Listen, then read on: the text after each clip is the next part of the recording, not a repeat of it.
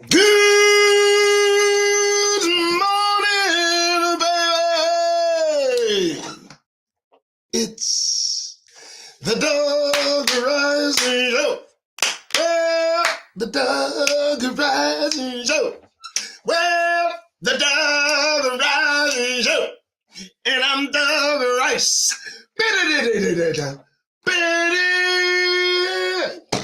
Yes, you're sick of this damn horn shit.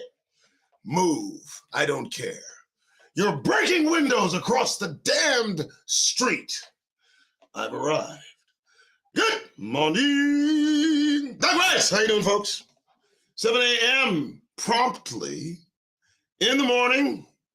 How are you? I hope you're doing well. I hope you're watching the news. Let me tell you something, folks. Too many Negroes, too many brothers and sisters do not watch the news closely. And I got to tell you, folks, if all you're watching is nothing but celebrity vomit, because they got a lot of that. Oh, man, I know. I mean, just from my perusal, just from my surfing, just from my... I've got to stay up on everything. I know what to ignore.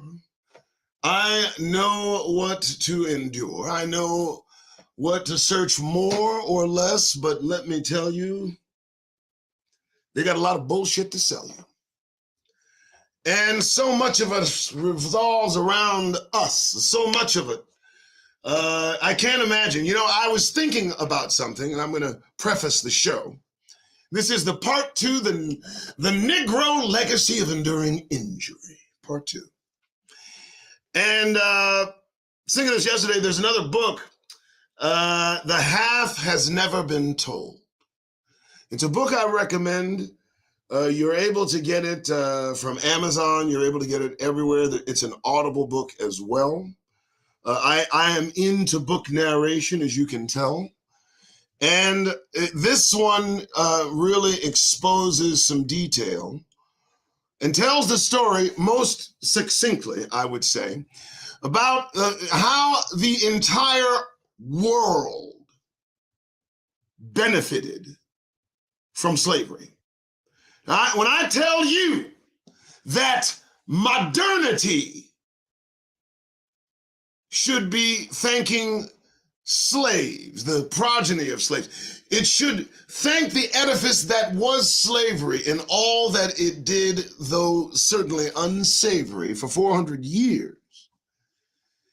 It financially fueled their present day fears. Slavery was the catalyst. The chattel slavery that Europeans furthered by Ashkenazi Khazarian converts, financed the world's modernity. Every inch of it, because the money that they made from slavery not only was used to lend usury with interest, a practice brought upon those in Khazaria, as we've studied previously. And so all of the slave trade's ancestry, if you will, those companies that owned slaves converted their stock and money and trade to other futures, to other endeavors, once they yanked the slavery levers in about 1863 to 1865, about 100 years before I was alive. And I'm going to tell you again, folks, because it's important you know it. The half has never been told. It's not just a book you can get from Amazon, it is the truth. And one of the things that comes out during this prophetic time, no doubt, is the truth. And that's a truth that needs to be examined. Now, again, the half has never been told how slavery literally built the modern world that you all love right now. I mean, from the phones to the cars, to the planes, to all the modern shit you like out there. Let me tell you, I'll say it without a care. You have the sale of slaves, specifically those in the transatlantic slave trade, to thank for everything you see around you today. And I dare any of you to check my math. You don't know the half. All right, moving on. Thanks for tuning in. This is the DeGruy Show. Please be sure to like and subscribe and share. I do this because I have to. I do this because if I didn't do it, the Stones might cry out. I'm of the mind. I don't have a lot of numbers to find. There's not, what I say isn't popular. It's quite the opposite. But I say it any damned way, period. And today, we're going to cover part 2 of the post-traumatic slave syndrome, a publication that I will provide entirely for free, as it was not written by me, but by Joy DeGruy, Ph.D. And in her book, we will see that which she claims to be America's legacy of enduring injury and healing. I call it something else, the Negro legacy of enduring injury, and it's quite revealing. So I do thank you for showing up and being here. It's very important. I do appreciate it. If you are so inclined to support this show, remember that we do have Twidwear, Twid gear. These guys are awesome. If you did not see the first 5 minutes of the show, let me say it right now so you know. Twidwear.com is, it's a Twid gear company now. It used to be specifically sports gear and boxing gear, but now they're into skincare. And if you go to twidwear.com, let's talk about what TWID stands for. That's what I do. THATZWUT, I do. And I like it. It's catchy. It expresses what Negroes are about when we do something, because as you know, that's what I do. I sit here, I talk ad infinitum without stop or without pause. That's what I do. I try to convey thought and idea in any sentient way I might imagine, and that's what I do. So support this brother. I call him Twid. That's his name. I'm going to have him on the show at some point. And again, his gear is top notch. His gear is high quality, very thick. If you're in a colder climate, you might want to find it. Twidwear.com. I'm telling you. Good Lord. If you're in Wisconsin, if it's getting cold, here comes winter. Get the gear. Twid gear. Twidwear.com. That was a good pitch. I like that. We're good. We're good. Okay. Now, if you like me, do me a favor. Give to these edifices you see below. And on with the show. Now, we were covering chapters. That's what I do. I summarize. I know I got it on my mind. The chapters of the book. This one, we're going to take a look again. Post-traumatic slave syndrome. Now, I'm going to be looking for the page I need. Just bear with me, folks, because now I got to read here a little bit. 218. Hope everybody's out having a good morning. If you're just getting to work, if you're driving into work with me on as the radio, hey, lean back, relax, because I'll read the book. You'll at least be able to hear some of it. So here we go, 218. Here we go. And just to give you a little bit of a preface, this book was written by this doctor. And I got to tell you, it hits the nail on the head when it comes to a lot of the things a lot of us have said. And this is, boom, from current slide. Boom, here we go. All right, here we go. Now, where this comes from, just to give you a background on where we left off yesterday, South Carolina threatened to go its own way, not become part of the United States, if slavery was to be curtailed. Now, understand this book is an examination of, as I said, the Negro legacy of enduring injury, but she calls it post-traumatic slave syndrome. And we all suffer from this. We all carry this with us in one way or another. And it's important that as we do, we at least understand how it relates to our current day circumstances. And for goodness sake, folks, right now we're in the part of the historical reference that talks about how they came close to the abolition of slavery, but then decided to put it off. To resolve the logjam, the delegates decided to table the discussion of abolition to a later date. Now, this predated the 1865 decree of proclamation over slavery. It wasn't telling everybody that we were free. That's just an illusion, as we sure see. But here we go. Let's check it out. This posed another problem, the holding it back, the trying to figure out later. How were slaves to be figured into each state's population count? Delegates considered this: the more people residing in a state, the more representatives that particular state can send to the House of Representatives, and hence, the more power that state can wield. Northern delegates arguing that since slaveholders view slaves as property and grant them no rights, proposed that slaves cannot be counted at all towards a state's total population. And again, a little fresher as I pause for a moment.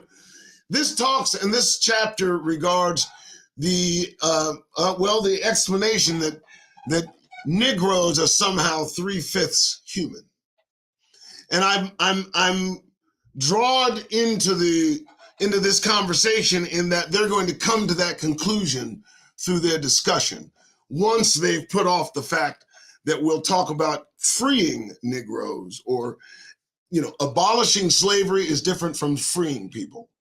Remember that slavery is still in play if you break the law.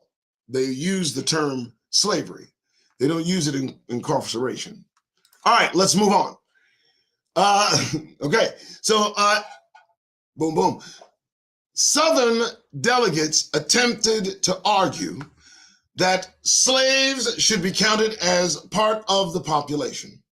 Quote above is an example of an attempt at resolving the problem.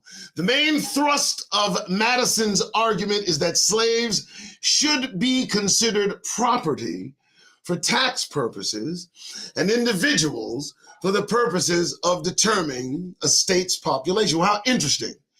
They wish to divide how they define a person, and all so that it suits them and benefits them in either way.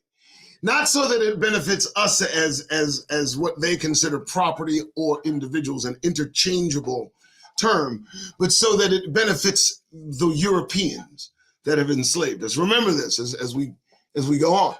He goes on to explain how it is that slaves are both persons and property. You can see the absurdity of his argument and the ludicrousness of the situation. Here you have slave owners having just defended their view that slaves are property, in part as justification for committing some of the most heinous crimes against other human beings, now trying to claim them as persons. And why? So they can have greater power in the soon-to-be-formed federal government. Why did they need this power? Well, to continue the institution of slavery as the economic juggernaut it had become, and to prevent the Northerners from passing legislation for its dismantling. And again, we see, folks, when we read this, we see clearly that they're out for themselves. They're looking out for themselves. They are, in all instances and in 360 degrees at all times, beneficial unto themselves and to no one else, no other kind. The agreed upon solution to this problem was the 3/5 compromise.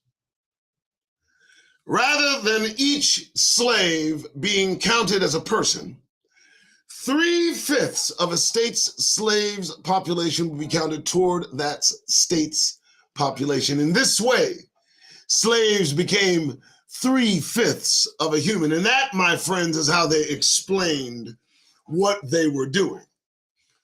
Now, the conversation was made regarding the consciousness of a slave, regarding their culpability and liability, and whether or not they commit crimes. And then the same conversation slid into the fact as they were property and didn't possess their own minds. So the duality of our circumstances, in my opinion, has never changed. And they look at that circumstance in their mind, perhaps it's rearranged, but it's still the same. It's still the same kind of 3/5 consideration we get while walking about this racist nation. Cognitive dissonance, easing the conscience. Isn't that something? By the time of Madison, it was generally accepted among many people in America that blacks were inferior. Can we stop right there, folks? What? Cognitive dissonance. Wow, really? To who? To what? Are you looking at what these clowns, these Neanderthals are doing today? These cave dwellers from ancient times. We still can visit the caves of Edom. Who the hell digs homes in rocks? But hey, it works. They were still there. They were there. I mean, okay, whatever. Not something that we would do. We like to build grand edifices that express, I don't know what, how dare they? How dare they? By the time of Madison, it was generally accepted among many people. So how do you build a country and live amongst these beings as they procreate? And this is the attitude they walk about. Anyway, I'm sorry. Let's continue. A significant portion of the population viewed Africans, Negroes, let's talk about it plainly, as a lesser species of human than those of European descent. Now, folks, let's stop there for a minute. So how is this possible when you look at an African full of color, full of melanin, and you look at a European who has to cover themselves in the sun, who becomes cancerous, fraught with all kinds of diseases that kill others upon contact? When these beings come into contact with other beings, their disease literally wipes out the indigenous population, and they claim some sort of genetic superiority as lesser creatures in every respect. Now, I know genetics. Some of you do too. We know what dominant genetics are. We know that recessive genetics are. We know, all of us know that individuals that have light skin, blue eyes, blonde hair have recessive genes. That's it. And so there is no Negro that can originate from a European. So how is it that somehow we become subclass to them? It's impossible. Let's move on. Let's talk about this. Check this out. Native Americans fell into the same subclass of human. How? Who's making these classes? Europeans? How dare these creatures descend upon a population, emaciated almost into non-existence, and then claim their goddamned superiority? This is why what is happening over in Africa is nearly appropriate to the task. Unless I did not believe that Africa had it goddamned coming. How dare you? You sold Negroes into slavery, and then the Europeans came down and conquered your African asses into oblivion. Now you're fighting back. Good. Yeah, I drift. Let's move on. All right. Why did the humanity of Africans as well as Native Americans come into question? Let's ask that question. When we commit a negative act or think about doing so, most of us get uncomfortable. This discomfort is caused by the difference between our action and what we believe about ourselves. For example, most of us would experience a certain amount of discomfort if we were to seriously consider robbing someone, and even greater discomfort if we were to actually do it. Why? Because most of us think of ourselves as decent people, and decent people do not rob others. This discomfort is called cognitive dissonance. Cognitive, having to do with thinking. Dissonance, meaning discord.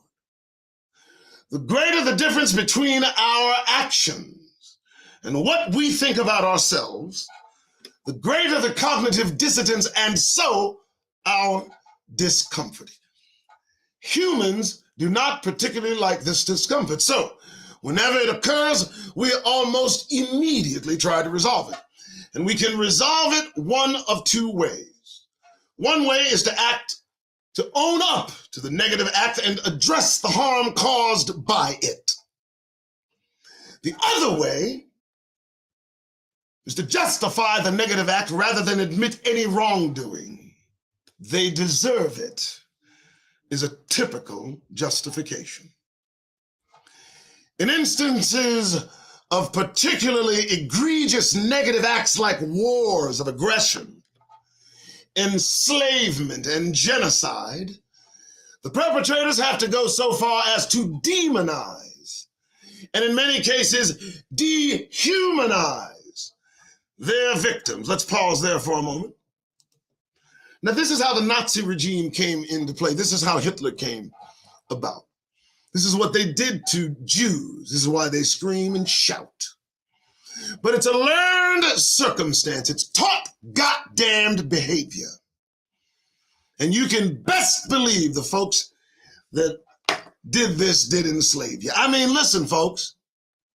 This shit is not an original thought. This all has been taught. And I look to the fact that it was done to us by the same folks who put us back of the bus, these same individuals making a fuss. Okay, let's move on. I'm sorry. It's just, give me a break. Let's move on. During the past 500 years, Europeans have spent significant resources to prove Africans and those of African descent are inferior. The difference between the actions of the Europeans, enslaving, raping, and killing, and their beliefs about themselves, we are good Christians, was so great, and the cognitive dissonance so painful that they were obliged to go to great lengths in order to survive their own horrific behavior. Chattel slavery and genocide of the Native American population was so un-Christian. The only way they could make their actions acceptable is so resolve the cognitive dissonance was to relegate their victims to the level of subhuman. Madison's statement earlier in this chapter serves to demonstrate how far intelligent men will go in their efforts to rationalize their untenable positions. Let me tell you something, folks. This is about cognition. It's about, a little bit of self-awareness, some of it. But you're looking today at Donald Trump and all of his cult-like following of racist white nationalists, all resembling their follower, all blonde-haired, blue-eyed, crazed descendants of the same Europeans that they fought in Germany, World War II, World War I. And I don't know if they'll realize it before they're done. But it seems that, it seems somebody's got some sense. I don't know. But let's just move on with the show. You're right. I know, right? Europe's efforts to justify slavery and the slave trade began in the 16th century.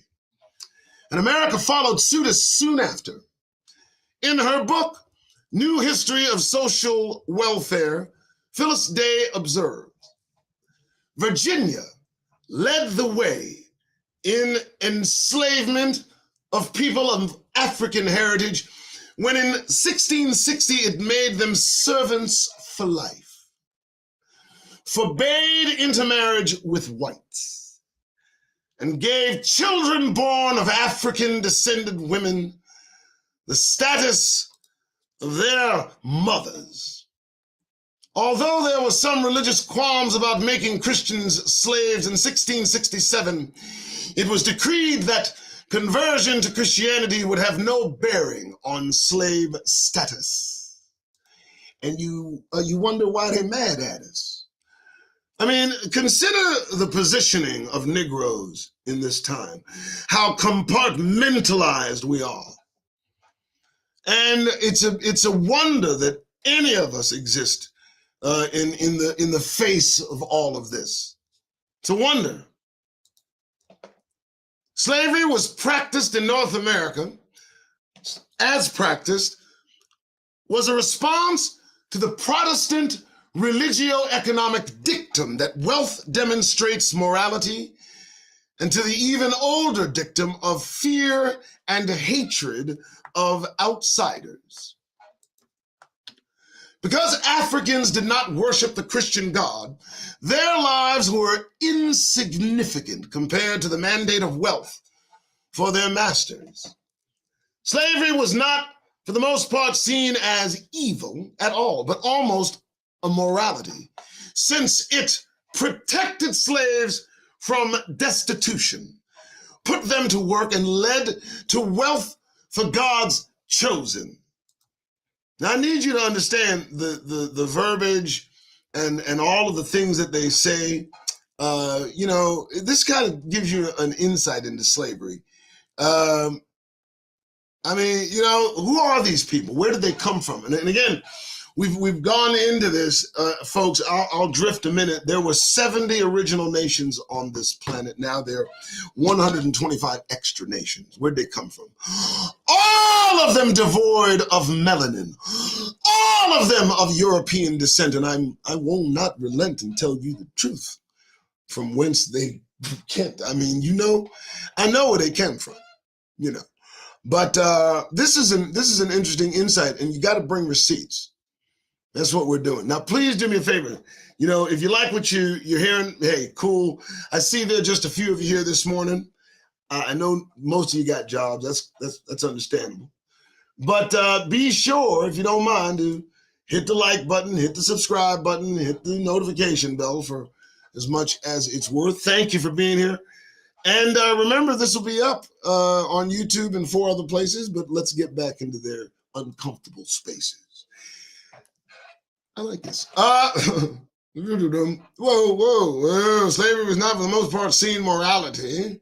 Yes, these beliefs created a system of slavery unequaled in brutality. Listen to that. And gave rise to, damn it, the American brand of racism. Now that's very interesting. I need to go back. These beliefs, slavery was not for the most part seen as evil. Listen to this now carefully, folks.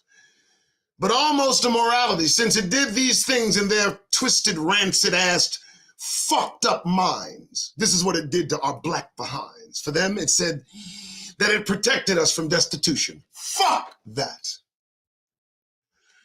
That it put us to work instead of going their lazy asses to work their goddamned selves. And led to wealth for God's chosen. Who? Who are God's chosen? The ones that are being put to work or the ones working? I mean, exactly whose leg are they jerking? Those beliefs created a system of slavery unequaled in brutality. You need to hear that. And gave rise to the American brand of racism that still exists in this goddamned country today. Being a Virginian Madison came from a 140-year tradition of resolving cognitive dissidence by dehumanizing those of African descent. How convenient. By the time the Constitutional Convention was completed, Madison and the other founding fathers determined Africans were equivalent to 3/5 of a fucking human. Fuck these motherfuckers and their descendants. Do you hear me? For any of you that have second guesses about my attitude, don't. It didn't end there. Efforts to prove blacks inferior continue to this day. These efforts have been so successful that many white people believe their superiority to be true. And many others, while they don't believe it, they act like they do. Oh, I like how she writes this. Even more telling, many African Americans act like they believe it as well. This is true, and all of them can go to fucking hell. Do you understand where we stand in this land? Do you get it? Are you starting to get the fucking picture? Do you understand why I use profanity? Do you understand this? It's their lack of humanity, and it's ingrained deep down into their goddamned brains all the way. And there's a lot more to, I can certainly say. Because, I kind of want my audience to stay. Next, the power of definition. Most of us have found ourselves deeply engrossed in a conversation with friends or peers where someone tries to no avail to convince the group that his or her view is correct and true. Two common strategies are employed in order to convince the errant disbelievers. The first is to state that the point being presented can be substantiated as true because it can be found in a book, and as such confirms their position to be the truth. The second strategy is to state that which is being espoused as having been scientifically proven. What we often believe to be scientific fact is no more than a strongly held, unsubstantiated belief. Hence, not all that is written in a book or touted to be science can be accepted as truth. Now, how do we get here? To fully appreciate the depths of the misconceptions, misunderstandings, and outright lies that underpinned the dehumanization of Africans and their descendants, we first need to be clear about some basic concepts and how they relate to each other. The following definitions are taken from Webster's dictionary. Opinion, 1, a belief or judgment based on grounds insufficient to produce complete certainty. 2, a personal view, attitude, or appraisal. Belief, 1, something believed, opinion, conviction, confidence in the truth or existence of something not immediately susceptible to rigorous proof. Now let's look at fact. Fact, 1, something that actually exists, like racism in America. 2, something known to exist or to have happened, like nearly all the facts in CRT. 3, a truth known by actual or observation, actual experience, something known to be true, like the history of Negroes in this god-awful country. Truth, the true or actual state of a matter, a verified or indisputable fact, proposition, principle, or the like. Science, a branch of knowledge or study dealing with a body of facts or truths about the physical or material world gained through observation and experimentation. And finally, theory, a proposed the nation whose status is still conjectural. So, an opinion is basically a thought about the world, and a belief is an opinion about the world that we have confidence in and or hold with strong conviction. We all have opinions and beliefs. We have opinions and beliefs about politics, entertainment, sports, and the people in our families. It is important to note that neither opinions nor beliefs necessarily have a basis in fact or truth. Believing something to be true has no impact on its verity. Believing in Santa Claus really hard will not increase the chances of a big guy in a red suit riding across the sky on a sled, driven by reindeer the night before Christmas. But this as it may be, beliefs are important. Some of our beliefs serve us well, others can be disadvantageous. Oh my God, disadvantageous. She tries to challenge me, doesn't she? Facts are pieces of information about something that actually happened and or actually exist. What we think about these facts or about our opinions or beliefs. Abraham Lincoln was the 16th president of the United States. Fact. Lincoln was a great president. Opinion or belief. The sun rises in the east. Fact. The sun is beautiful. Opinion. Compared to beliefs and opinions, facts are relatively rare. Believing things to be facts does not make them so. For centuries, European scholars believed the earth was flat and the sun revolved around it. They were wrong on both counts. Oh, I'm just gonna leave that right there. All right, look. So we know where she's going with this book, and she can go all day. Science fiction, 18th century rationale. I mean, it goes on and on, as you can tell. But I can't. What I want to do is try to get to the last chapter, if I can, real fast, and kind of speak to that. Not the last, but kind of second to last. And I didn't want to get there too fast. I hope everybody's having a good time. For those of you here to hear my rhyme, I know I do this. I don't know why. I just do it. And I just let it slide by. You know. What do you do? All right. Next, chapter 3. Let me shock you. See?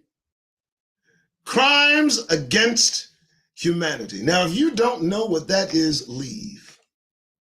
Right now, I'll give you a few minutes. Get out. If you don't know what that represents, if you don't know what that diagram meant, get the hell out. Tell them Doug Rice said. Yeah. All right, here we go. Slave ship around 1780, 400 plus people in a 28 to 30 meter ship. That's what that is if you don't know what that is. That's what that is. That's us. That's us in the front of the bus. In the fall of 2004, on one of my visits to New York City, I was asked to speak to a group of 16 to 18-year-old incarcerated young men. Though I had often spoken to young prisoners, I was not prepared for what awaited me this time in New York. I was going to Rikers Island, Tombs. We were driven to a set of bungalows, the last stop before crossing the bridge. To the prison, I watched as hundreds of cars traveled to and from across the bridge, unaware that it led exclusively to the island of prisoners. Traffic was not different from any other bridges I had traveled during my visits to New York over the years. Non-stop movement, endless wayfarers bound to various destinations, albeit less restrictive than Rikers, but oftentimes no less dismal. One has only to look at the city's poorest neighborhoods. As we made our way over the bridge, I cannot describe the awesome feeling of dread that began to shroud my emotions. A sea of barbed wire, with razor-sharp edges resembling the ominous rows of teeth of a great white shark stretched as far as my eyes could take in. But the predators that inhabited this island did not live in the turbulent waters which encircled what I was told was the largest penal institution in the world. These predators wore the drab uniforms of captors and the no less dreary garb of armed prison guards. The guards had the added wardrobe accessory of weapons that seemed to come in all sizes and shapes. The only color that I can recall from my visit is gray. Gray color covered more than the building and the uniforms of this massive prison. It seemed to engulf the spirits of its inhabitants. As we drove, I asked one of my escorts, a school administrator, about the demographics of the prison. The prison has roughly 15,000 employees with 14,000 inmates made up of men, women, and youth. He said matter-of-factly. I was stunned, but managed to ask a second question. What is the racial or ethnic makeup of the inmate population? I'm sure she didn't ask him like that, but I did. This resulted in an even more devastating reply. He hesitated a bit before answering, as if he bore some personal shame associated with his response. The inmate population is 85% African American. I was so staggered I didn't even hear who comprised the remaining 15%. I became numb. Hearing only my own heart beating in my ears, I wondered how many Americans were aware of this island penitentiary that housed multitudes of nameless black people. And if people were aware, why was there no public outrage? Here, the word overrepresentation is the grossest of understatements that fails to account for so blatant a wrong. Yet, this unspeakable crime has been committed in the plain sight of us all and required our collective will in order to be perpetrated. I thought if Americans could ignore a tenth of Rwanda's inhabitants being slaughtered and millions of others dislocated, why should these thousands of black men, women, and youths warrant any of America's notice? After all, they're criminals. We are just protecting the common good. All right, so she narrates. I dig it. She's going somewhere. She's going to Rikers. I've never been there, but I dig it. The next one I like, unsanitizing American history. It's what they're doing today. And again, folks, I want to tell you, as I continue to say, all I'm doing is reviewing some of the headlines, some of the chapters, giving you a little read, let you know what's happening. And we're going to continue unsanitizing American history. Studying history in American schools, we learn about the excesses of the Roman Empire, the viciousness of Stalin's Soviet Union, and the brutality of the Nazis. We learn about the barbarity of the Mongols and the cruelty of the Huns. We can easily add to this list the Japanese during World War II, the Viet Cong, and the Hutu nation currently.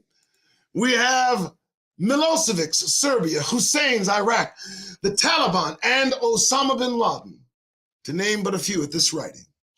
Certainly all of those listed above are responsible for their fair share of atrocities. But missing from this list is one of societies that is responsible for some of the most gruesome crimes against humanity in history, the United States of America. While the powers that be in America are happy to talk about others' crime, they seem reluctant to truly confront their own. With respect to the genocide of Native Americans and the enslavement and later oppression of those of African descent, the history that we have in Land Learn, we've been greatly sanitized. In many regards, this was the hardest chapter of the book to write. For weeks on end, my research took me to narrative stories and reports that knotted my stomach, moved me to rage, and brought me to tears. How do I make real the pain and the suffering of our ancestors? How do I give their experiences appropriate recognition? How do I bring to people's awareness the vileness of those that perpetrated these crimes? In some ways, this can never be done because we have trouble confronting such pain and suffering. We really don't want to put ourselves in their place. For most of us, it's just too hard.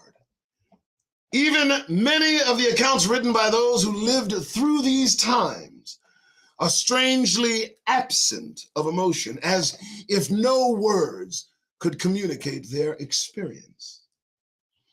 You ever had a really severe migraine headache? You ever had a terrible case of the flu? Have you ever had to battle cancer?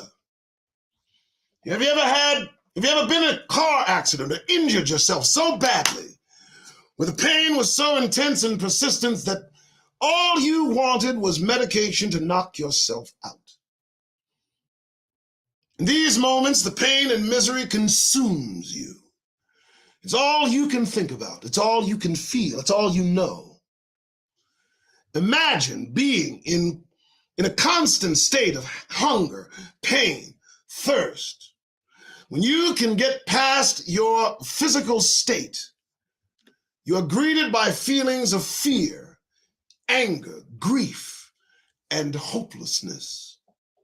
Imagine giving up your dignity, your identity, your will, your soul to relieve your seemingly endless suffering. What effects must such compromises have on a human being? It is no wonder the transatlantic slave trade, slavery, and the times that followed are usually given such short shift in the recounting of American history. This is hard stuff. For too many people say, of course, the Middle Passage was bad. Of course, slavery was bad. Of course, Jim Crow and lynching were bad. Now, let's move on. Rarely are people willing to look at what bad really was. In the pages that follow, I hope to make real some of the experiences of our ancestors. It is important in this chapter that you try to feel what they might have gone through. You need to do this in order to learn and to appreciate our history. We need to do this in order to get a stronger sense about the forces that have shaped our community. Finally, we need to do this so that we can understand the strength of our people had in order to survive and at times even thrive in some of the harshest conditions. Strength that has been passed down to us. Number pause right there. Look, folks, I send this free. Y'all can have this on me. If you donate, I'll send it too. That's just how I am. And we're almost through. It's 7:48 in the morning. I've been doing this a minute. I know that if I keep reading, I'm really going to get in it. So I'm going to stop right there. But listen, to be fair, you need to read this yourself. You need to go through this. Don't put it on a shelf. If you get it from me, open it up and see. The proof is in the pudding. All right, yeah, man, the mafia, transatlantic, Middle Passage. Oh my God, this is some interesting stuff, folks. And you know, I appreciate you tuning in to hear me narrate it, to hear me talk about it. It is a kind of a thing that I do now. At heart, I am a writer and started this effort way back January 6, 2021. And it has evolved into this kind of effort. You got to have a show. I mean, if you got to have one, it's got to have a format. And so I land my format here. I read PDFs live on the air. Yeah, well, you know, it's a thing. What do you want? All right, so we're done. 9:49, I got to run. Hey, again, thanks so much to the folks who are here live. Thanks for the folks that, you know, can look through this and survive. I don't know how you do it. I just put you through it, don't I? No, I'm just kidding. Thanks for your support. Thanks for being here. Spread the word, but more than that, do me a favor. If you're going to be out there, and I know you got to be out there, you know, don't walk about with a smile. Don't do it. Don't let them see a grin on your face, please. No, don't, because it gives the message that you accept what's been done to you. It gives the message that you're okay with the history, you know? And I got to say, folks, I'm not cool. And it just seems to me we've got to leave. We've got to we've got to leave first mentally. We've got to at least take from within us that was infused within us so long ago. And you got to start from the very beginning of the show, All right, well, I got to go. Thanks to Trina. Thanks, Antoine Anderson. I'm pretty sure he might be here. Yes. If, these are the guys that guard the doors. I do not read chat, okay? That is something that I leave to you folks to talk amongst yourselves and amongst the moderators. I can't keep with that thought and do what I do. And so I leave the talking and chatter up to you. All right, I got to go. Hey, 10 minutes to 8. I like that. Sure, and I feel great. All right, you guys good? You good? You good? You good? Okay, everybody good. All right, you guys have a good morning. Wait a minute. I'm not going to forget this time. That's right. I'm into it. Listen, folks, I'm just going to say it. There's no reason I need to play it. If you got to be out there in their faces, do me a favor. Get that goddamn grin off your faces. It just doesn't belong.